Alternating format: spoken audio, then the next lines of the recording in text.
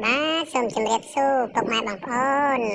បាទថ្ងៃនេះដែរខ្ញុំបាទក៏សូមលើកយកនៅចំណងជើងនៃបទចម្រៀងមួយបទដែលមានចំណងជើងថាសម្រែកឈាមខ្មែរបទនេះពិតជាមានអត្ថន័យជ្រាលជ្រៅក្នុងការស្រឡាញ់ប្រទេសជាតិបាទអត្ថន័យអប់រំនិងដាស់សតិឲ្យបងប្អូនប្រជាពលរដ្ឋពិសេសដល់កងកម្លាំងប្រដាប់អាវុធដែលបានការពារតាមខ្សែក្រវ៉ាត់ព្រំដែនបាទឲ្យគាត់មានឆន្ទៈមមុតនិងចេះស្រឡាញ់ប្រទេសជាតិបាទដូច្នេះខ្ញុំបាទសូមលើកយកនៅការបទបង្ហាញនឹងរបៀបឆ្លាក់អក្សរខ្មែរបាទនេះគឺជាការពន្យំឆ្លាក់អក្សរងាយគឺអក្សរមូលបាទនេះបងប្អូនអាចរៀនឆ្លាក់តាមបានមួយបាទយើងជាដំបូងយើងមានហ្វឺត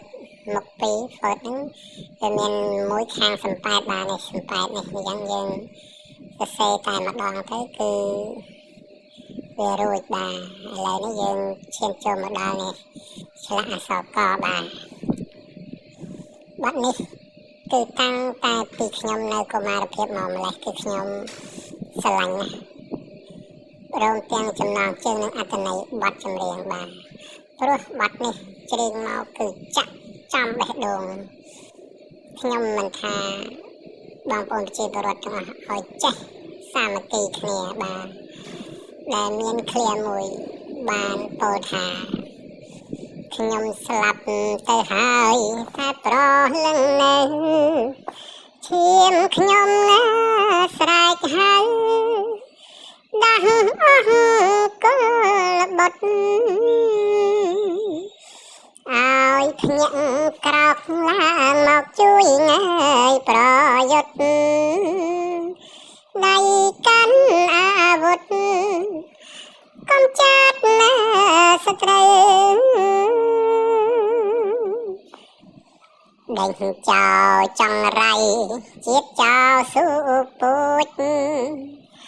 អាចងើយកុំហូចវិញ្ញាណភ្លៀមទៅទឹកដីខ្មែរយើងតពូជណាកូនចៅដូច្នេះខ្មែរត្រូវខំថែរាំងសាសម្រែកឈាមខ្មែរអ្នកស្នេហាជាតិណាស្រែកហៅម្ដងទៀតអស់ញាតិខេមរា